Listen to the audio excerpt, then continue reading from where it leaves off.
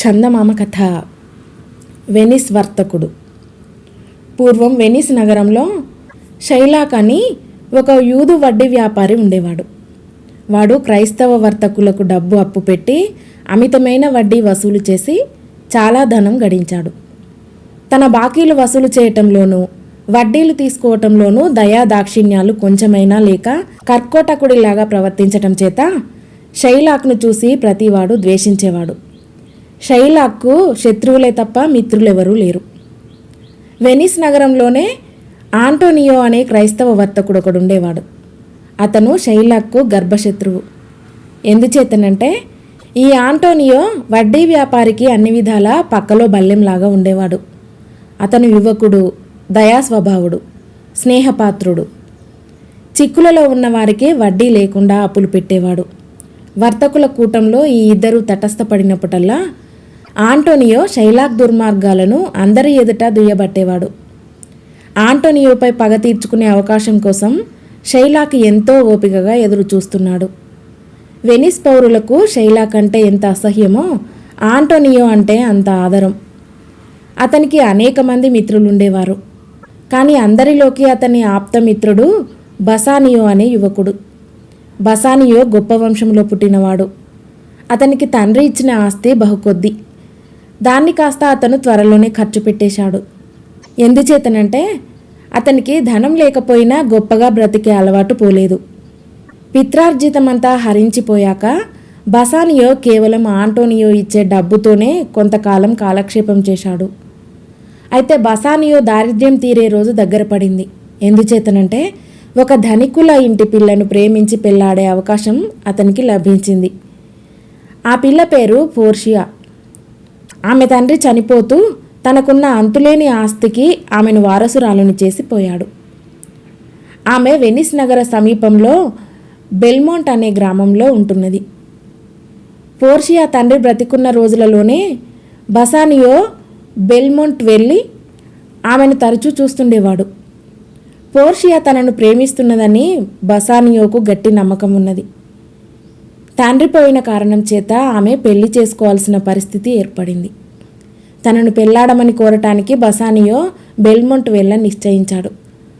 కానీ పెళ్లి కొడుకుకు తగిన ఆర్భాటంతో వెళ్ళాలంటే బసానియో దగ్గర డబ్బు లేదు. అందుచేత అతను తన ఆప్తమిత్రుడైన ఆంటోనియో వద్దకు వెళ్ళి తన పరిస్థితి తెలుపుకొని 3,000 అప్పడిగాడు.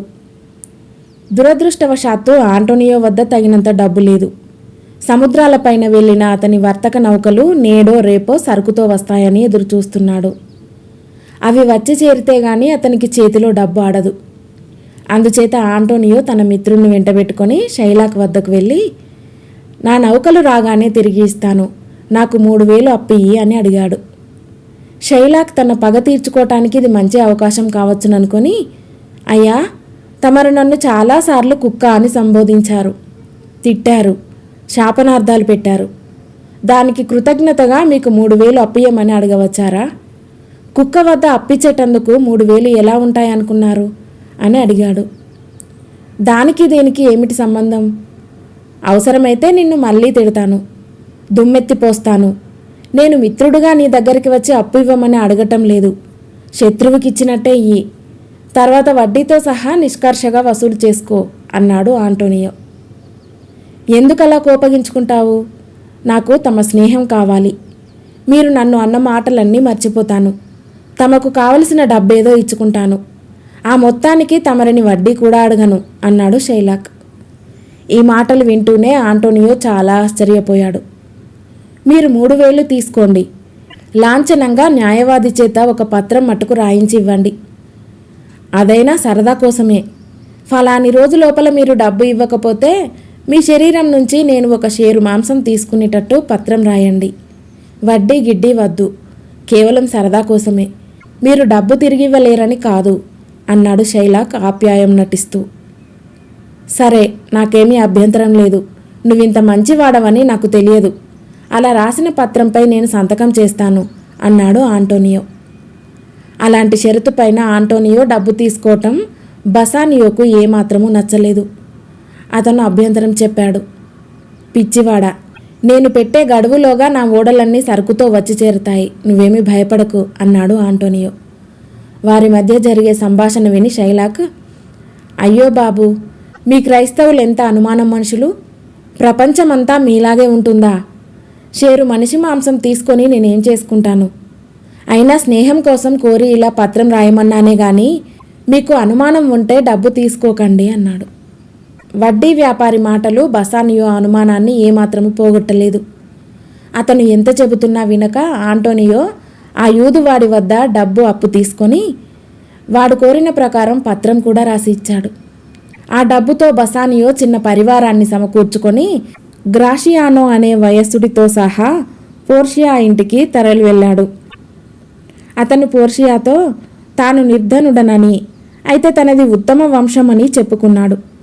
పోర్షియా అతని గుణగణాలను ప్రేమించింది కానీ డబ్బు గురించి కాదు. ఆమె వద్ద కట్టుకుపోయినంత డబ్బున్నది.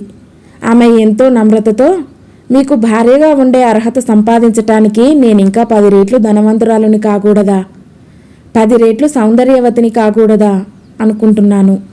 నేను మీకు తగిన విద్య గల దాన్ని కాను, అయినా నా లోట్లన్నీ మీరు తీర్చగలరని ఆశపడుతున్నాను అన్నది. పోర్షియా బసానియోను పెళ్లాడటానికి అంగీకరిస్తూ తన వేలి ఉంగరం తీసి అతనికిచ్చింది. ఆనంద పరవశుడై బసానియో ఆ ఉంగరాన్ని ఎటువంటి పరిస్థితుల్లోనూ తన చేతి నుంచి తీసి మరొకరికి ఇవ్వనని ప్రతిజ్ఞ చేశాడు. ఒక వంక బసానియో పోర్షియాల పెళ్లి నిశ్చయం అవుతుంటే, ఇంకొక వంక బసానియో వయస్సుడైన గ్రాషియానోకు పోర్షియా చెలికత్తె అయిన నెరిస్సా అనే కన్యకు కూడా పెళ్లి కుదిరింది. నెరిస్సా కూడా తన ప్రియుడికి ఒక ఉంగరం ఇచ్చి దాన్ని ఇంకెవరికీ ఇవ్వనని అతని చేత ప్రతిజ్ఞ చేయించుకున్నది. 2 వివాహాలు జరగబోయే సమయంలో వెనిస్ నుంచి దారుణ వార్త వచ్చింది. ఆంటోనియో వద్ద నుంచి మనిషి వచ్చి బసానియోకు ఒక ఉత్తరం ఇచ్చాడు. ఆ ఉత్తరంలో ఇలా ఉన్నది: ప్రియమైన బసానియో, నా నౌకలన్నీ సముద్రంలో మునిగిపోయాయి. నేను వడ్డీ వ్యాపారికి పత్రంలో రాసి ఇచ్చిన గడువు దాటిపోయింది. నేను నా బాకీ తీర్చటానికి ప్రాణాలు వదలక తప్పదు. చివరి క్షణాలలో నీవు నా పక్కన ఉండాలని నా కోరిక. అయినా దీన్ని నిర్బంధంగా భావించకు. నీ భార్య అనుమతించినట్టయితేనే బయలుదేరు. ఈ ఉత్తరం చదివి బసానియో తెల్లబోవటం చూసి అతని ఆప్తులెవరో మరణించారని పోర్షియా భయపడింది. ఆంటోనియో రాసిన ఉత్తరం చదివాక ఆమె బసానియోతో, ఒక్క క్షణం కూడా ఆలస్యం చేయక మీ స్నేహితుడి వద్దకు వెళ్ళండి అన్నది. ఆమె అప్పటికప్పుడే పురోహితుణ్ణి పిలిపించి తమ వివాహం జరిపించింది. అలా చేస్తే గాని పోర్షియా ఆస్తిపై బసానియోకి హక్కు ఏర్పడదు. పోర్షియా బసానియోలతో పాటే నెరిస్సా గ్రాషియానోలు కూడా పెళ్లాడేశారు. పెళ్లి తంతు ముగియగానే బసానియో తన వయస్సుడితో సహా వెనిస్ నగరానికి వెళ్ళాడు. ఆంటోనియోను ఖైదులో ఉంచారు. మర్నాడే వెనిస్ రాజుగారి సమక్షాన విచారణ జరగనున్నది. బసానియో షైలాక్ వద్దకు వెళ్ళి ఆంటోనియో బాకీ తాను తీర్చుతానన్నాడు. గడువు ఏనాడో దాటిపోయింది, నాకు డబ్బక్కర్లేదు అన్నాడు షైలాక్. బసానియో వెళ్ళిపోయాక పోర్షియా చేతులు కట్టుకు కూర్చోలేదు. ఆమె ఎలాగైనా ఆంటోనియోను కాపాడాలని తీర్మానించుకున్నది. వెనిస్ నగరంలో ఆమె బంధువు ఒక ఆయన న్యాయవాదిగా ఉంటున్నాడు. ఆయన పేరు బెలారియో. పోర్షియా తన చెలికత్తెతో సహా బెలారియో వద్దకు వెళ్ళి ఆయనకు ఆంటోనియో వ్యవహారం అంతా చెప్పి సలహా కోరింది. బెలారియో ఆమెకు ఏం చేయాలో చెప్పాడు. తర్వాత పోర్షియా న్యాయవాది దుస్తులు ధరించి మగవేషం వేసుకొని తన చెలికత్తెకు తన గుమాస్తా వేషం వేసింది. ఇద్దరూ కలిసి ఆంటోనియో విచారణకు న్యాయస్థానంలో హాజరయ్యారు. బెలారియో వద్ద నుంచి ఆమె వెనిస్ ప్రభువుకు ఒక ఉత్తరం తెచ్చింది. తాను ఆంటోనియో తరపున వాదించదలిచానని, తనకు అనారోగ్యంగా ఉండటం చేత తన తరపున మరొక యువ న్యాయవాదిని పంపుతున్నానని బెలారియో రాశాడు. ఇందుకు ప్రభువు సమ్మతించాడు. విచారణ ప్రారంభమైంది. బసానియో అక్కడే ఉన్నాడు, కానీ న్యాయవాది వేషంలో ఉన్న తన భార్యను గుర్తించలేదు. పోర్షియా లేచి షైలాక్తో, ఆంటోనియో నీకు రాసిన పత్రం ప్రకారం అతని శరీరం కోసి పరిహారం పుచ్చుకునే హక్కున్నది. కానీ అది సజ్జనులు చేసే పని కాదు. రాజాదిరాజులు కూడా కారుణ్యం లేనివారైతే రాణించరు. అందుచేత ఆ పరిహారం కోసం పట్టుబట్టకు. నీకు రావలసిన సొమ్ముకు రెట్టింపు పుచ్చుకో, 3 రెట్లు పుచ్చుకో అని నయాన బోధించింది. ఈ పత్రం అక్షరాల అమలు జరగటమే నేను కోరే న్యాయం అన్నాడు షైలాక్ మొండిగా. నీకు న్యాయమే కావలిస్తే నీ షేరు మాంసం నువ్వు పుచ్చుకో. ఆంటోనియో శరీరంలో ఏ భాగం నుంచి అయినా షేరు మాంసం తీసుకునే హక్కు నీకు ఈ పత్రం ఇస్తున్నది అన్నది పోర్షియా. షైలాక్ ఆనంద పరవశుడై పోర్షియాను భట్రాజులాగా పొగుడుతూ కత్తి తీసి దానికి పదును పెట్టసాగాడు. ఆంటోనియో తన అవసాన కాలం సమీపించిందనుకొని బసానియోకు వీడ్గోలు చెప్పి, నీ మూలంగా నేను పోతున్నానని విచారించకు, నేను నిన్ను ఎంతగా ప్రేమించానో నీ భార్యకు చెప్పు అన్నాడు. షైలాక్ ఆంటోనియోపై పగ తీర్చుకోవటానికి తొందరపడుతున్నాడు. షేరు మాంసం తూచటానికి త్రాసు సిద్ధంగా ఉన్నదా? పాపం, ఆంటోనియో రక్తస్రావంతో మరణించకుండా వైద్యుణ్ణి పిలిపించు అన్నది పోర్షియా. ఆ సంగతి ఈ పత్రంలో లేదే అన్నాడు షైలాక్. ఆంటోనియో రక్తస్రావంతో చావాలనే వాడి ఉద్దేశం. సరే, అయితే నీ షేరు మాంసం నువ్వు తీసుకో, దానికి న్యాయం సమ్మతిస్తుంది. ఈ న్యాయస్థానం అభ్యంతరం చెప్పబోదు అన్నది పోర్షియా. షైలాక్ పరమానందంతో కత్తి తీసుకొని ఆంటోనియాను సమీపించాడు. ఒక్క క్షణం ఆగు, ఇది కూడా గమనించు. ఈ పత్రం ప్రకారం నువ్వు షేరు మాంసం తీసుకోవచ్చునే గాని ఆంటోనియో రక్తం ఒక్క బొట్టు కూడా తీసుకునే హక్కు లేదు. ఈ పత్రంలో రక్తం ప్రస్తావనే లేదు. మాంసం తీసుకోవటంలో ఆంటోనియో రక్తం ఒక్క చుక్క నేలపడిందా నీవు హత్యానేరానికి గురి అయి నీ ఆస్తి యావత్తు పోగొట్టుకొని తగిన శిక్ష పొందుతావు అన్నది పోర్షియా. షైలాక్ నిర్ఘాంతపోయి నిలబడ్డాడు. న్యాయస్థానంలో అందరూ హర్షధ్వానాలు చేశారు. షైలాక్ తాను తవ్వుకున్న గోతిలో తానే పడ్డాడు. ఆంటోనియో రక్తం రాల్చకుండా షేరు మాంసం కాదు కదా, చిన్న మెత్తు మాంసం తీసుకోవటం కూడా షైలాక్కు సాధ్యం కాదు. పోనీ నా డబ్బు నాకు ఇప్పించండి అన్నాడు షైలాక్. ఈ క్షణం ఇస్తాను అని బసానియో ఆనందంతో అరిచాడు. అలా కుదరదు, ఫిర్యాది తనకు పరిహారమే కావాలన్నాడు. అతనికి న్యాయస్థానం వారు పరిహారమే ఇప్పిస్తారు. షైలాక్, నీ షేరు మాంసం నువ్వు తీసుకో. సరిగ్గా షేరే తీసుకోవాలి సుమా. ఒక గురిగింజ ఎత్తు అటు ఇటు అయితే నువ్వు తీవ్రమైన శిక్షకు గురవుతావు అన్నది పోర్షియా. షైలాక్ పైన అందరికీ గల అసహ్యం ఆ న్యాయస్థానంలో బయటపడింది. షైలాక్ అవమానం పొంది ప్రాణాలతో ఆ న్యాయస్థానం నుంచి బయటపడ్డాడు. ఆంటోనియోను వదిలిపెట్టారు. వెనిస్ ప్రభువు పోర్షియా సామర్థ్యాన్ని మెచ్చుకొని తన అతిథిగా ఆహ్వానించాడు. కానీ ఆమె తనకు తొందర పని ఉన్నది, వెళ్ళాలని బొంకి ఆ ఆహ్వానాన్ని తప్పించుకున్నది. తన మిత్రుడి ప్రాణాన్ని అంత తెలివిగా కాపాడిన న్యాయవాదికి బసానియో డబ్బు ఇవ్వబోయాడు. కానీ పోర్షియా డబ్బు నిరాకరించింది.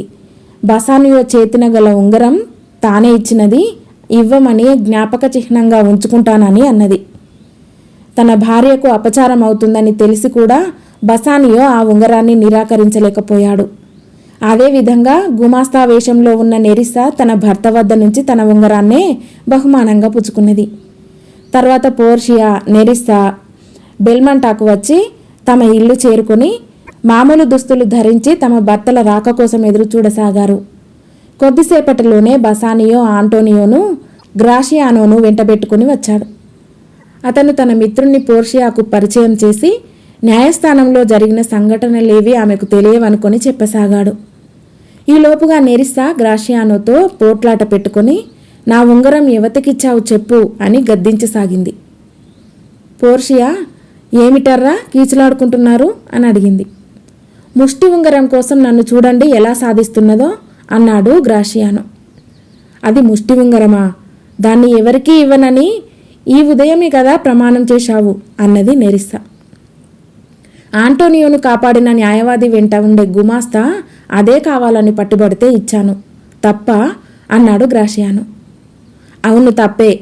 నేను నా భర్తకు ఉంగరం ఇచ్చాను, దాన్ని ఆయన ఎటువంటి పరిస్థితిలోనూ ఇంకొకరికి ఇవ్వరు, కావలిస్తే ఆయనను అడుగు అన్నది పోర్షియా గ్రాషియానోతో.